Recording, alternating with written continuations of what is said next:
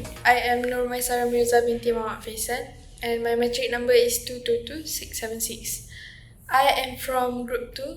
We'll be presenting on the topic sex-based susceptibility to disease. So our group have 6 subtopics on the topic and I will be presenting the first subtopic, which is hormonal influences on immune responses, mainly focuses on the hormone androgen. So androgens, primarily testosterone and dihydrotestosterone, are steroid hormones mainly produced by the testes in male and lesser produced in ovaries and adrenal glands in females. Beyond their well-known role in reproductive development, androgens have also have their significant immunomodulatory effects, influencing both innate and adaptive immune responses. So these are the immunosuppressive role of androgens. So first, innate immune effects. Androgens actively dampen the initial inflammatory explosion. They make the first responders, neutrophils and monocytes, less aggressive and prevent the efficient alerting of the specialized immune system. So basically, they push macrophage and neutrophils into an anti-inflammatory state, increasing production of IL-10 while decreasing potent inflammatory signals like tumor necrosis factor, TNF, and nitric oxide.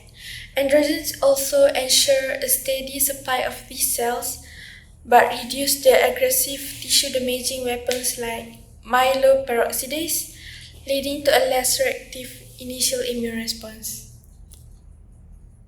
Next, on adaptive immune effects.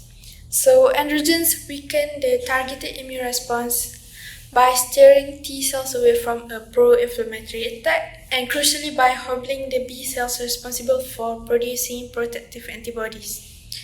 So androgens directly suppress the production of key inflammatory T cell cytokines like IFNG,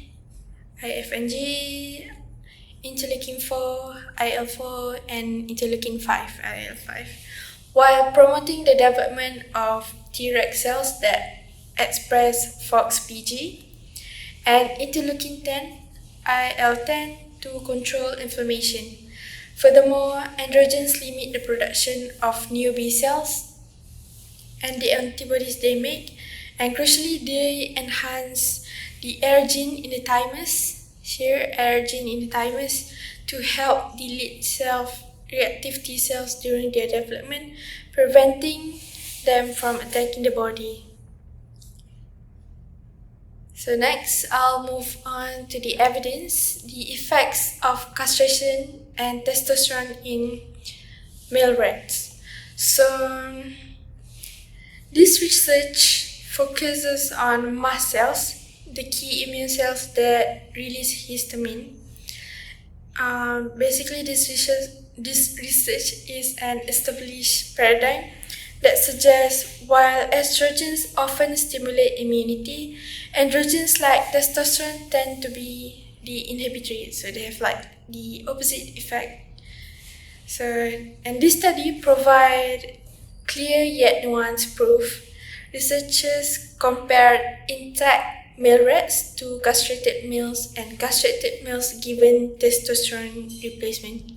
So if you can see here in this graph, intact means that the male rats still have their sex organ, the male sex organ, and this bar, the B bar, shows that the effects of castrated male rat, which means the sex organ have been removed.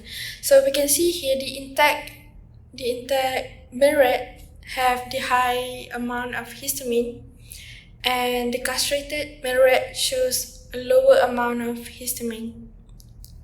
So this shows that testosterone.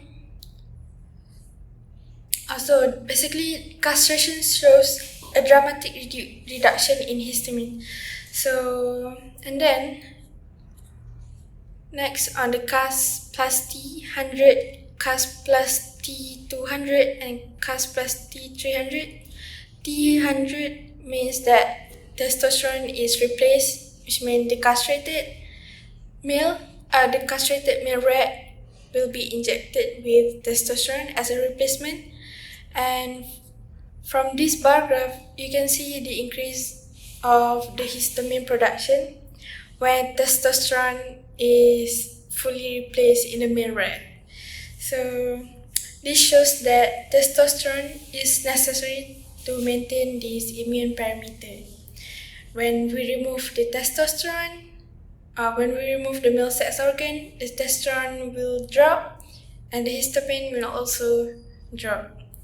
So, but however, looking at the lung histamine, it reveals a very critical contrast. The exact same hormonal manipulation had no effect whatsoever on lung histamine levels. So, this is not a contradiction but a crucial discovery. It demonstrates that androgen suppression is highly tissue specific. It powerfully inhibits mast cells in the peritoneum but not in the lung, likely due to the differences in mast cell subtypes between these sites. So therefore, this research demonstrates that androgens are not just sex hormones but potent and specific immunosuppressive whose effect is precisely targeted to certain parts of the immune system. Now moving on to the counter evidences. Although substantial evidence indicates that androgens suppress immune responses, it is also clear that their effects are context dependent rather than uniformly inhibitory. So some studies show that moderate physiological level of testosterone can support certain immune functions, particularly mucosal and barrier immunity. These functions help maintain epithelial integrity in the respiratory and gastrointestinal tracts and prevent pathogen entry. Next, on the context of hormonal balance and aging, the relationship between androgens and immunoregulation also change with age. As testosterone level decline during andropause, many older men experience chronic low-grade inflammation, often described as inflammaging, which means reflecting loss of regulatory control. This may reflect the loss of androgen-mediated regulatory control rather than a direct reversal of immunosuppression. Additionally, reduced testosterone levels do not always correlate with heightened immune activity, suggesting that other hormones like estrogens or glucocorticoids may compensate when androgen level falls.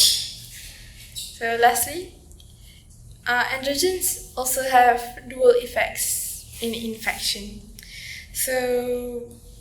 And the viral infection illustrate the complexity of androgen effects. While androgens limit inflammation, they also regulate viral entry receptors such as TMPRSS2. This means that androgen signaling can both suppress inflammation and in some cases increase susceptibility to viral infection. COVID-19 is a key example of this dual effect.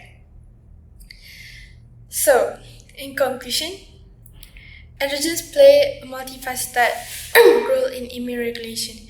They suppress inflammatory cytokine production, limit adaptive immune activation, reduce innate immune responses, and help maintain immune homeostasis.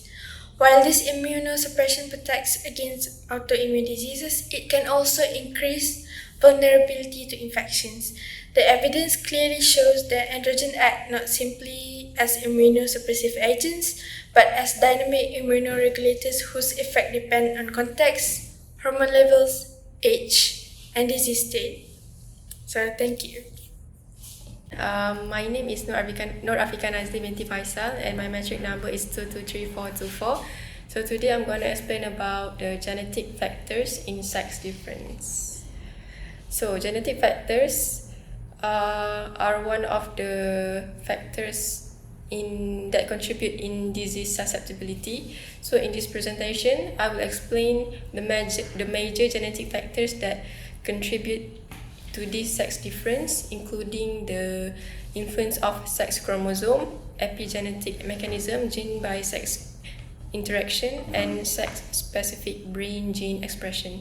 So, to begin to understand where these differences originate, let's start with the foundational role of the X and Y chromosome. Before that, why is study genetic sex are important? Because it is to make sure we know the mechanism of genetic and epigenetic differences, and also because it affects the immunity, disease susceptibility, and also the brain function. So, one of the strongest contributor to sex differences in disease susceptibility lies in difference between X and Y chromosomes. So females have two X chromosome, although one undergoes inactivation. Around 15% of X-linked genes escape this process. So this escape increases the expression of several immune genes such as TLR7, resulting in stronger antiviral response and more effective vaccine outcomes in female. However, this heighten the immune activity, increases the risk of autoimmune disease. Meanwhile, for the male, have only one X chromosome and one Y chromosome. Without the second X chromosome, males lack of genetic redundancy for many immune genes, making them more vulnerability to severe outcomes during infection. So next is the epigenetics gene by sex interaction. So epigenetics provides another key mechanism that influences gene behavior differently in males and females. So epigenetic mechanisms such as DNA methylation, histone modification, and microRNA activity regulate whether genes are switched off or on. So these mechanisms are different between males and females due to the hormonal influence, developmental timing, and also environmental exposure. For example, female immune cells often show lower DNA methylation on inflammation-related genes, which leading to the stronger immune activation. So at this diagram, we can see that the epigenetic mechanism, which act as the main regulatory layer connectiving sex chromosome, hormones, microbiota, lifestyle, pollutants, radiation, and also the environmental triggers.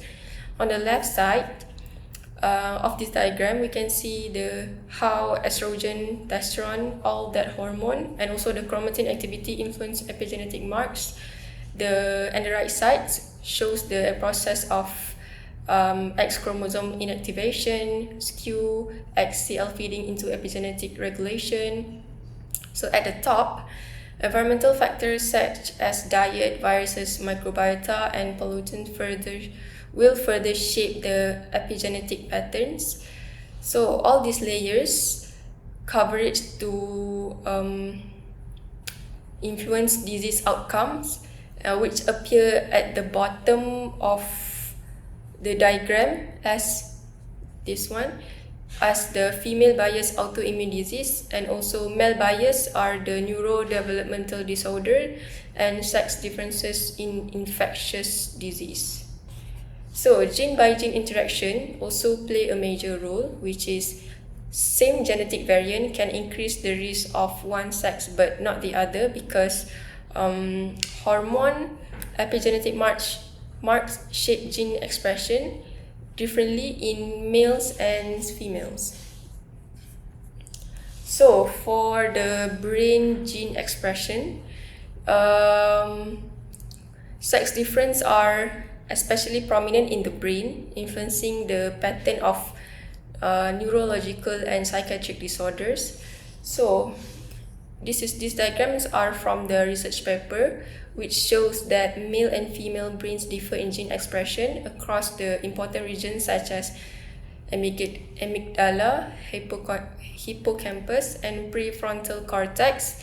And these differences influence emotion regulation, cognitive processing, stress response, and also the neurodevelopment.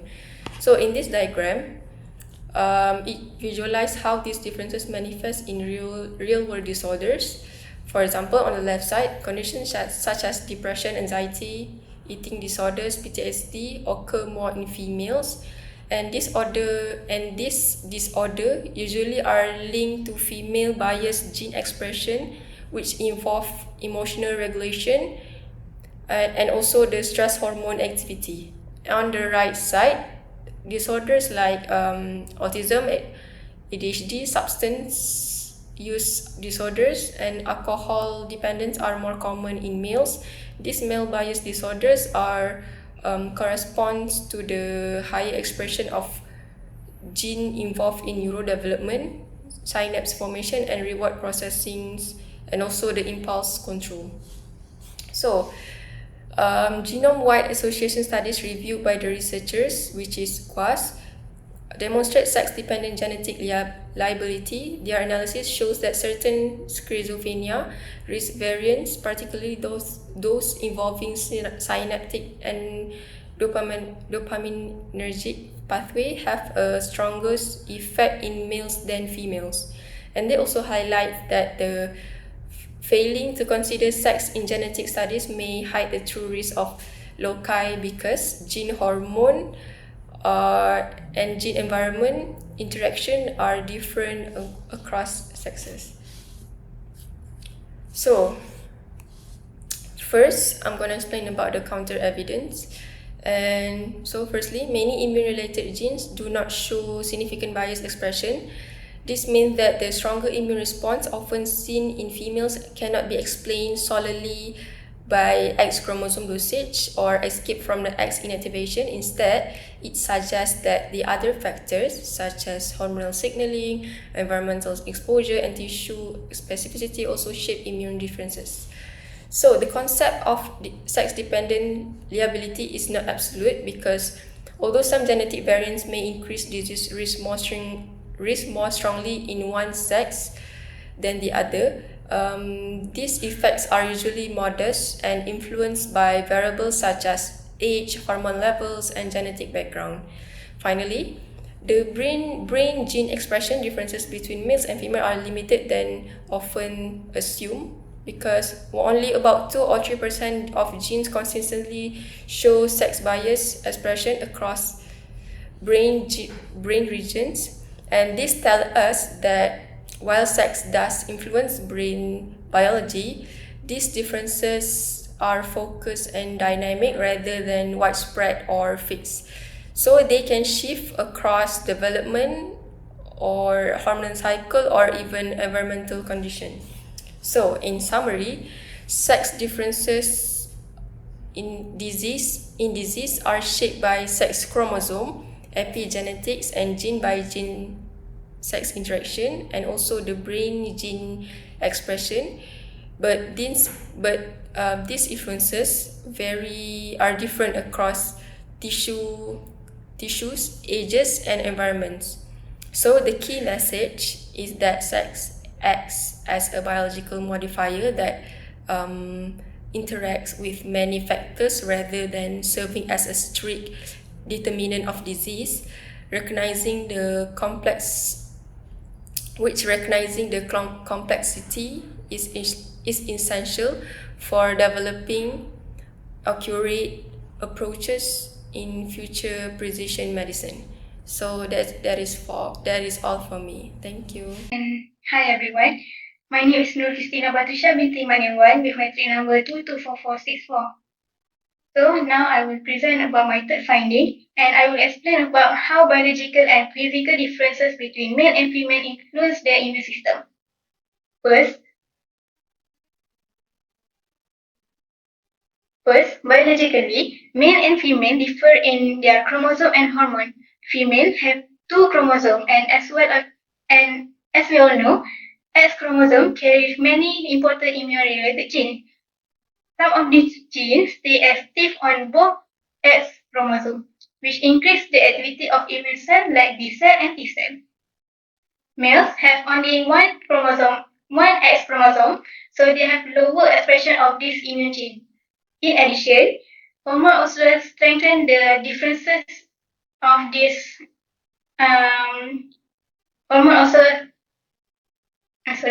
In addition, hormone also strengthen these differences of immunity on both male and female, such as female estrogen in female boosts immune activation and makes immune cell more responsive. Meanwhile, testosterone in male tend to suppress immune activity and reduce inflammation. Because of this combination of chromosome and hormones, female generally shows stronger immune response, while men often have weaker immune response. Next, physical difference in reproductive system also influence immunity. In females, the reproductive tract has different immune protection. In the lower tract, such as vagina and cervix, is more exposed to microbes, so it has stronger defenses with higher level of IgA and IgG antibodies. In the upper tract, like the uterus and fallopian tube, is more protected to support fertilization and pregnancy. As for males, the reproductive organ work differently. The testis is very protected area because the body needs to keep the sperm safe. So the testis has the special barrier that block many immune cells from entering. This helps to prevent inflammation and protect developing sperm. Overall, this means the male reproductive system has weaker immunity in that area to avoid damaging sperm. Next, here I will present the supporting evidence show why females generally have stronger immune response than males. I have done research that shows females are more immunoreactive, meaning they tend to produce stronger antibody responses after the vaccination, such as influenza and COVID-19 vaccines. These differences is largely driven by sex hormones, which is estrogen. Estrogen enhance adaptive immunity in influencing B cell activity, leading to greater cytokine production and higher antibody titers. In contrast with testosterone, in males acts as the immunosuppressive hormone which dampen immunity. Further evidence shows that after vaccination, males tend to have Th1, Th2, and Th17 responses and increase the CD8 positive T cell activity. At the same time, testosterone suppresses NK cell activity which the natural killer cells. This means males tend to rely more on cellular immunity, while females mount stronger antibody-based responses.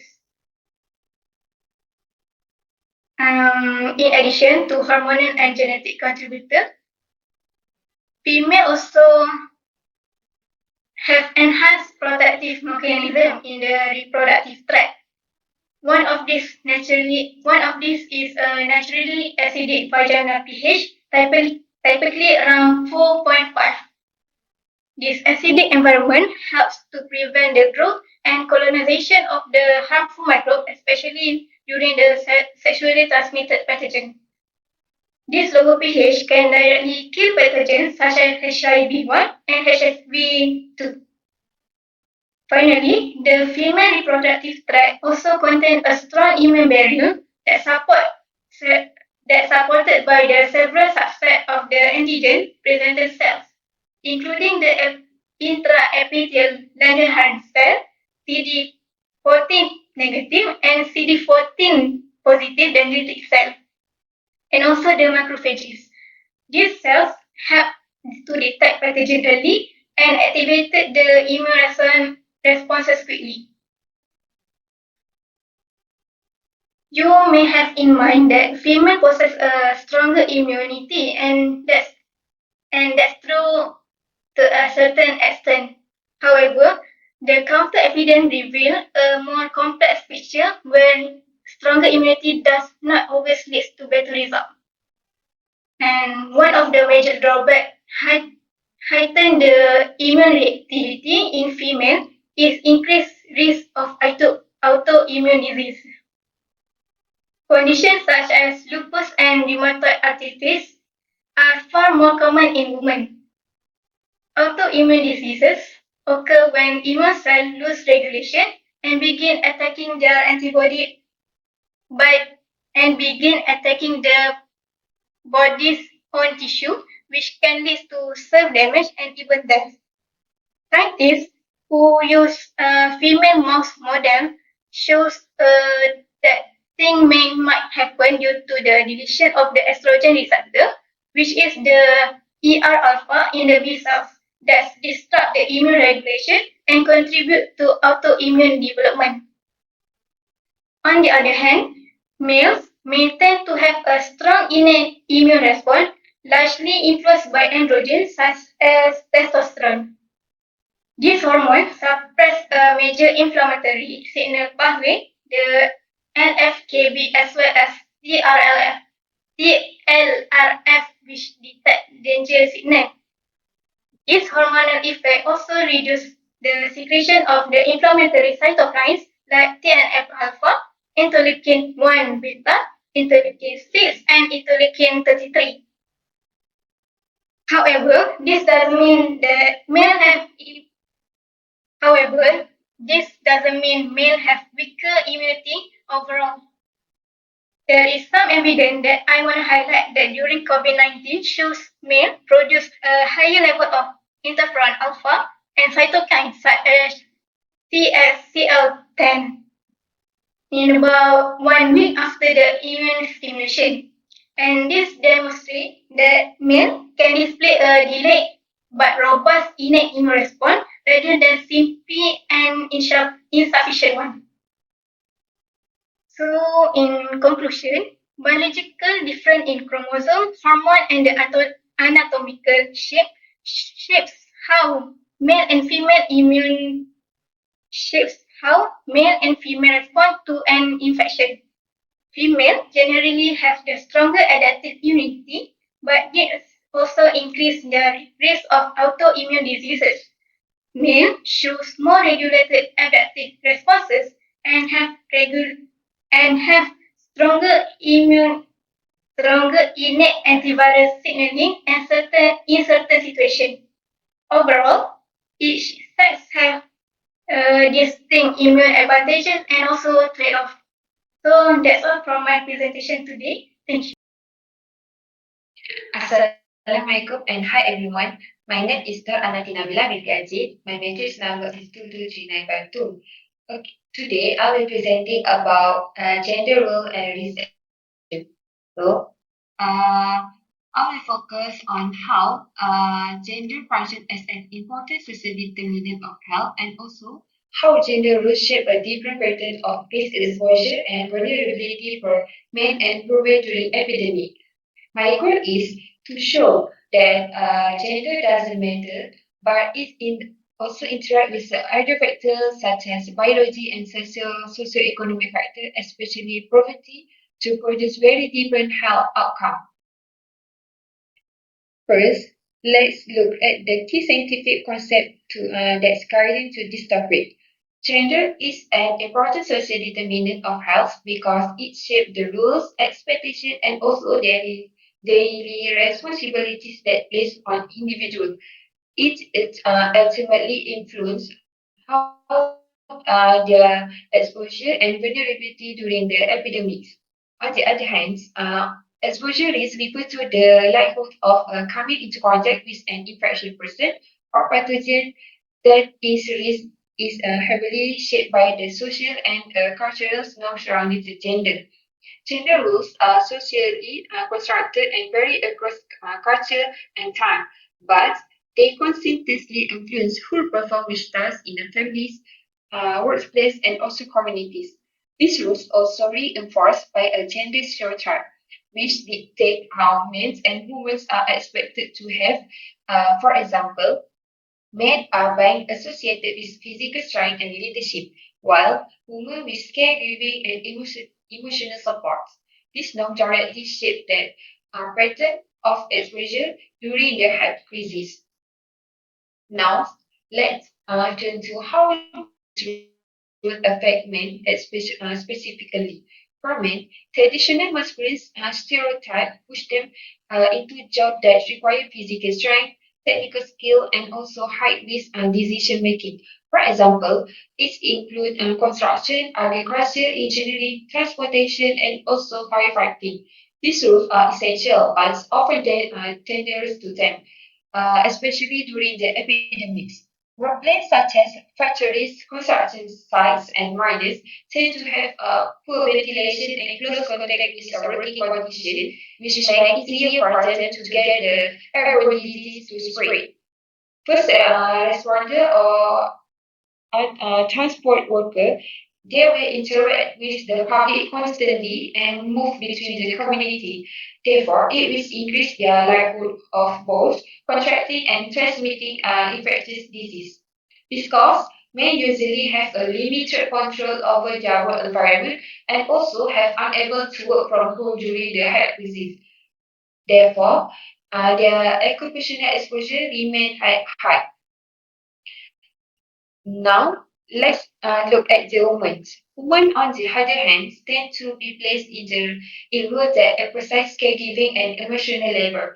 They are over represented in teaching, clear, cleaner works, child care, and also nursing.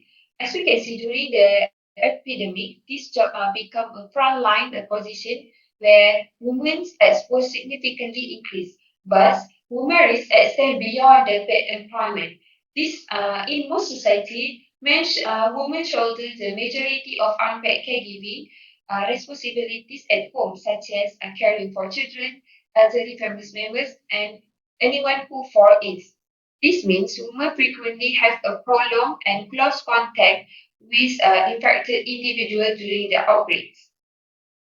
On the other hand, in the many low or middle country, women also responsible for tasks such as water collection, cleaning, cooking, and also food preparation. So all of these activities involve contact with contaminated water and also the surface.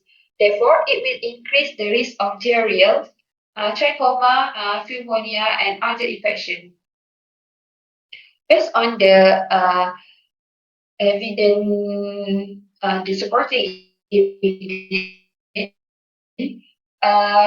next is we move to the evidence. So the evidence strongly support this pattern. Globally, women make up more than 90% of midwives, 80% of nurses, and around 70% of our healthcare workforce.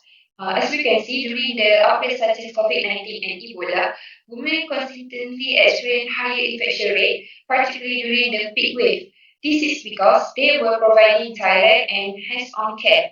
Meanwhile, in low and middle income countries, their domestic responsibility exposed them to the additional environment high risk.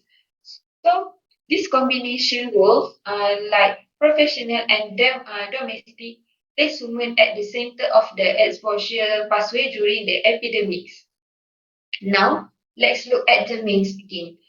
From the men perspective, the men is placed at the dangerous industry. Men, however, face distinct risk due to the nature of their works. They account more than 90% of the workplace fatalities and dominate high-risk fields like construction, mining, and agriculture. So the condition in this industry, such as dust exposure, poor ventilation, and frequent contact with animals, it will create an ideal environment for the respiratory and zoonotic infection.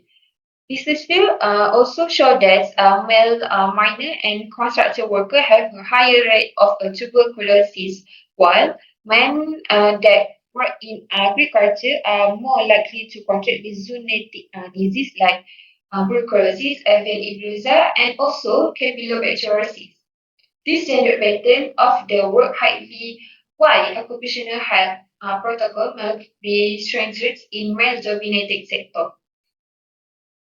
However, this gender role are not the entire story. Even though women are infected more often due to their caregiving roles. So, men show higher rates of severe and deaths from the same infection. This was particularly evident during the COVID-19 pandemic, where men experienced the greater rate of hospitalization and mortality. Biological sex difference help explain this pattern. Women generally have a stronger immune response because of the genetic factor, such as have two X chromosome and hormonal factor, particularly estrogen.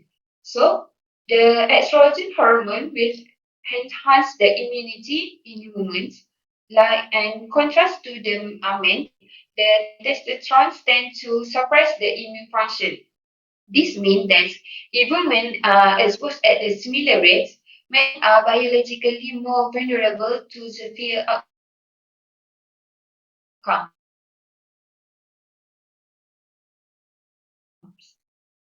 Now, let's bring to the third essential factor, which is social equity. Some researchers argue that many of risks associated with the gender task are not the result of the gender itself, but is also influenced by the team. The generous job typically assigned to the men like mining and agriculture often take only because of a safer option unavailable.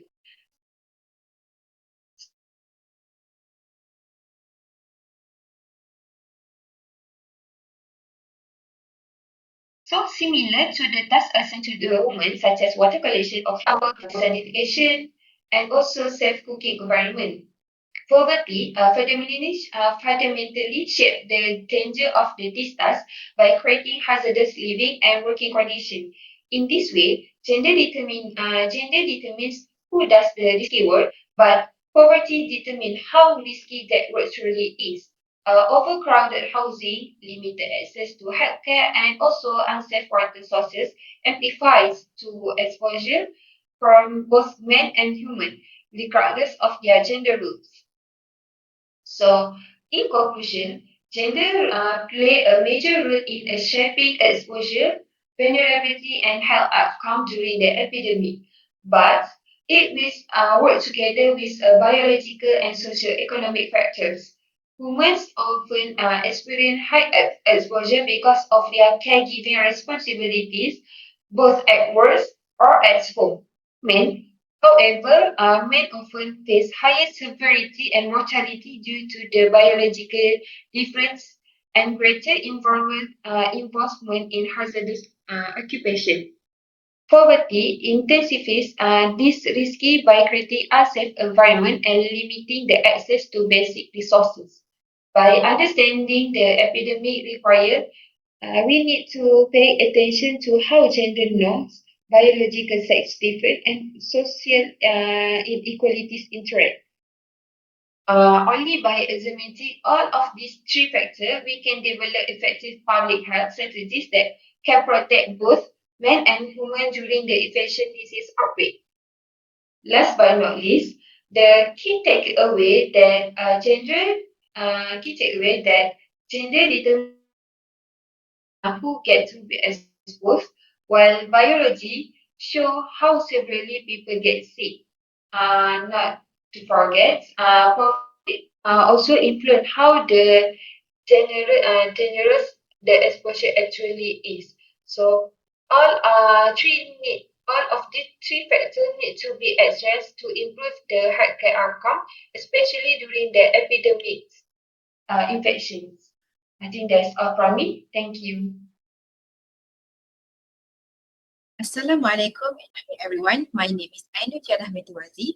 My metric number is 22514, and today I will be explaining how gender norms, behavior, and exposure can influence the differences in health risk between men and women. First of all, what is What are gender norms? Gender norms are societal expectations about how men and women should behave. It is learned from the culture, media, and social expectation.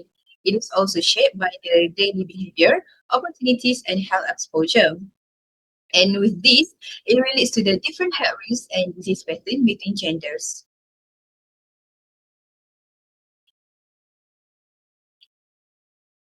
So, gender norms can influence by the types of jobs men and women take, work risk and disease exposure, health-seeking behavior, and also level of stress and vulnerability. So these differences can create unequal health risks between men and women.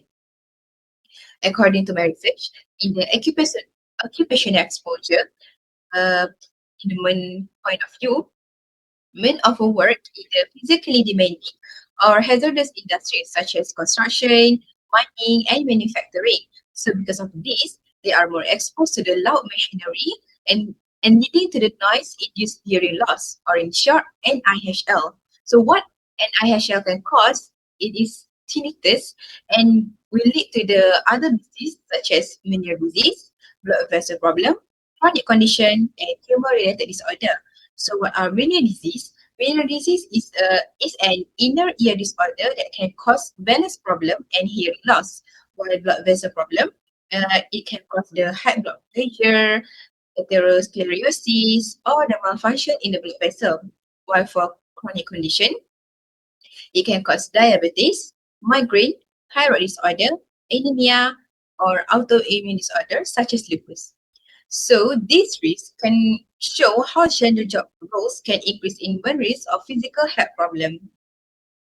For women, women often dominate caregiving roles such as nursing, pharmacy work, or community care. So this can expose them to the infectious disease such as COVID-19, flu, or tuberculosis.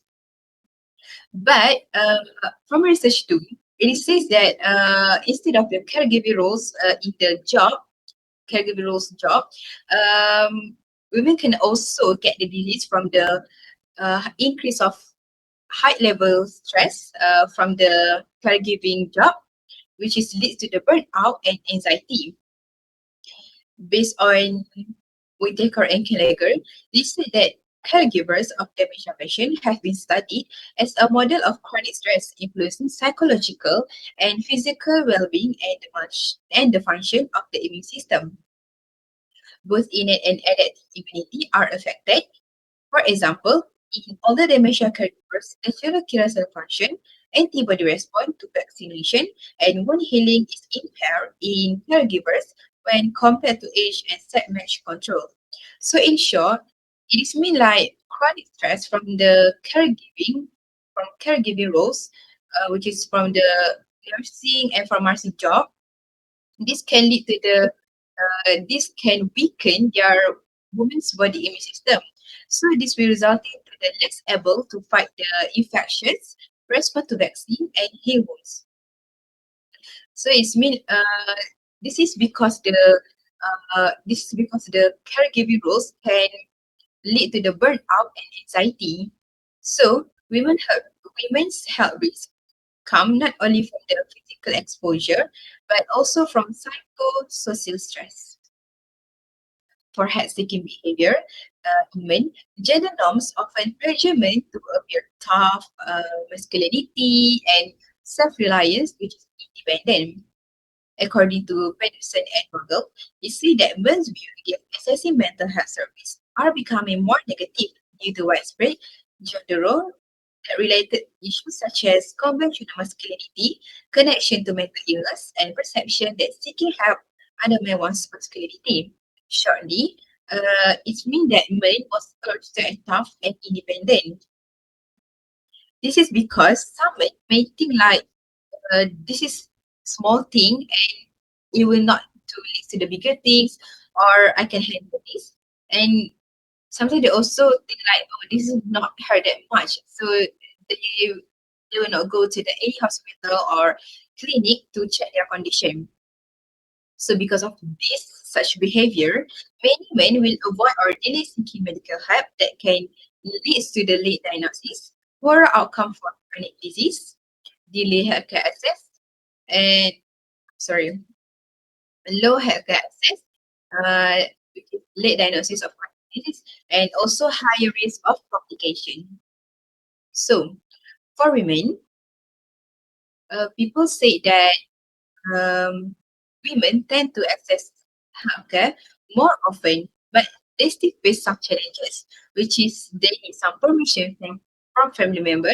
For example, like in Islam, uh, wife need the permission from their husband to go to any places. In this situation, it is clinic or hospital. So they need the husband permission to go to clinic and hospital. Other than that, even though they need to bring their children, to um, to the clinic. Sorry. Other than that, uh, even though they have many time to go to clinic and hospital because of they bring their children to there. It does not mean that they can check their own condition because uh, women uh, usually prioritize others, family members, more than themselves.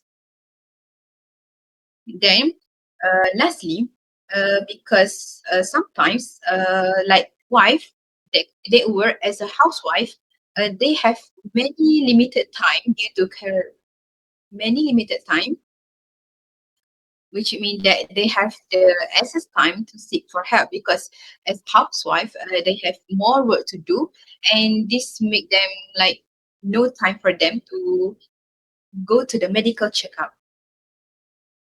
So, because of this, women also lead to the misdiagnosis and poor health indicators. Moving on to the next. So, we know that nowadays, eras has changed, the trends also changing.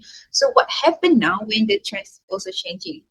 What I mean by the changing trends is like um, if you can see now more women uh, join to the women's field while men join to the women's field. It means like modern trend now show that gender norms are shifting.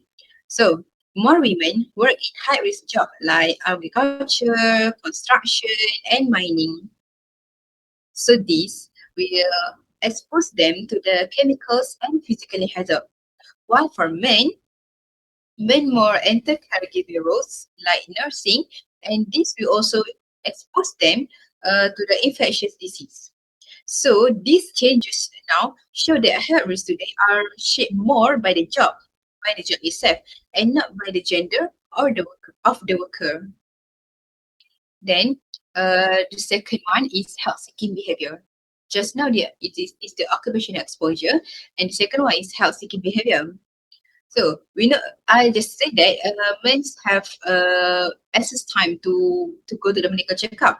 However, nowadays women's education and employment improve their abilities to seek healthcare. So it's make them to become more aware or more willing to admit health problem and seek medical care, which means that maybe some women start to prioritize themselves because of they care about their health, and they became more proactive. Other than that, they became more capable of making informed decision, which this is because they have the high quality education and they gain knowledge and skill to prevent illness. So this means like education can help women to understand and manage their health better. For men nowadays has shown that uh, the behaviors of seeking medical help is, is increasing. So recent trends show that men avoid delay seeking medical care.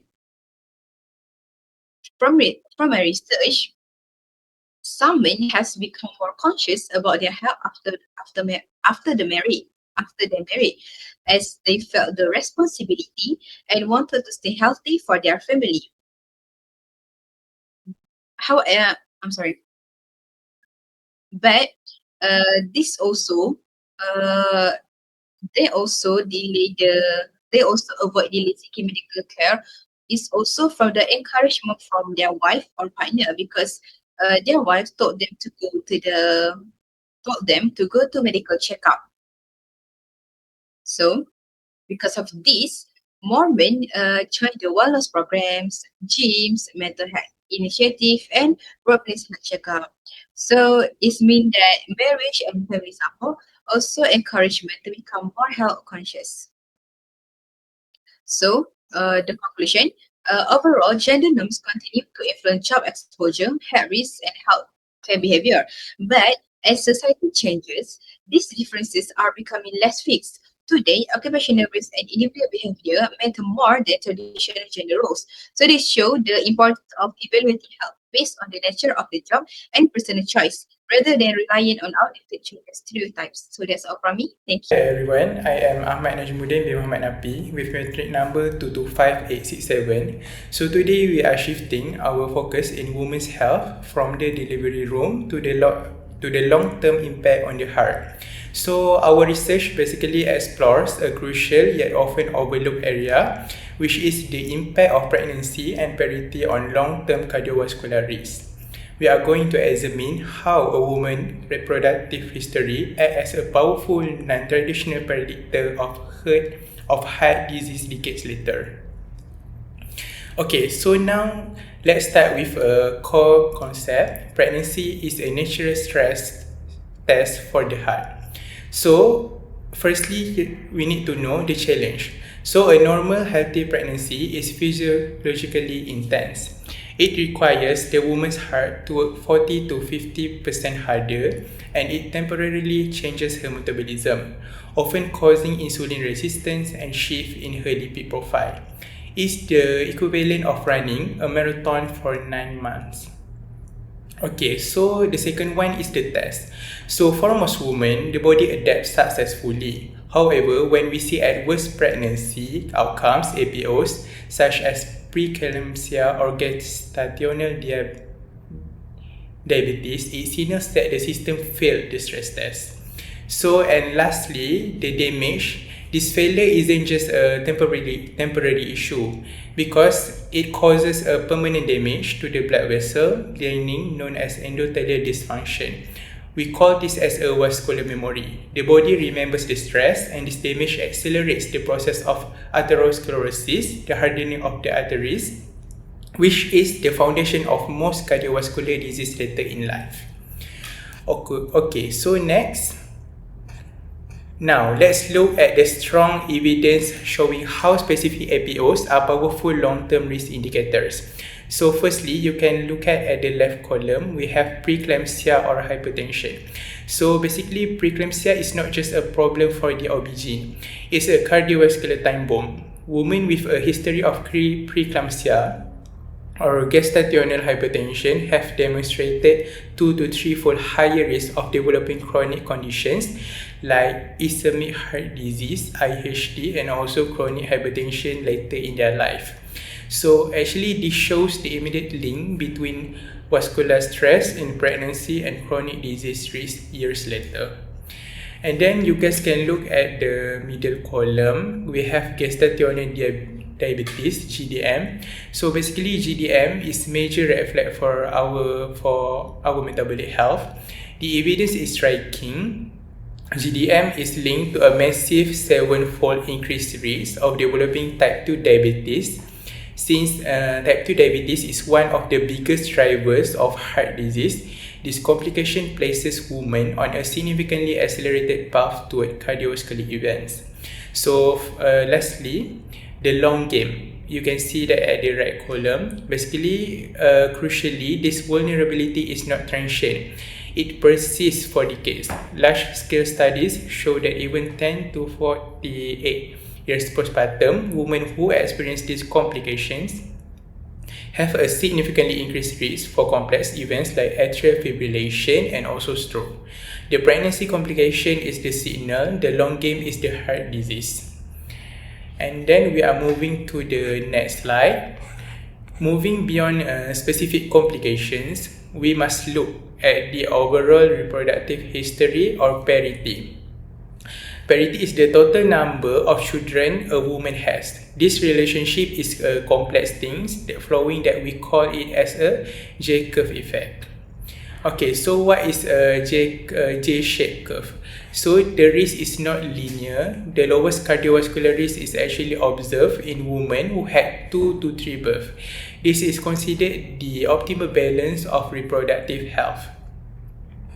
Okay, next for the second one, grand multi-parity risk. So conversely, having 5 or more children, grand multi-parity is associated with an increased risk of severe outcomes, including myocardial infarction.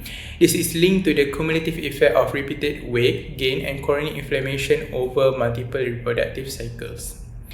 Okay, next for the third one, the nulliparity debate, which is the counter evidence. So interestingly, some studies show that women have never given birth, which is nulliparity, also faced a slightly elevated risk. So this suggests that the inability to carry a pregnancy might itself be a marker for underlying pre-existing vascular or metabolic issues. And then for the last one, which is the co-founder, which is lifestyle mediation. Okay, so finally we acknowledge that the high risk with high parity may be influenced by a lifestyle. Factors like lower socioeconomic status, higher cumulative weight gain, and reduced access to care often go hand in hand with high parity, and these are independent drivers of CVD. And then let's go to the last slide. Okay, so to conclude, our findings demand a conclusion and call to action that fundamentally changes how we view women's health. Okay, so the first one, we must look at the problem and the opportunity. Okay, so the current medical system often treats APOs as a temporary obstetric event. So something that ends when the baby is delivered. This is a missed opportunity. A woman's reproductive history actually is a crucial sex-specific window for early risk assessment.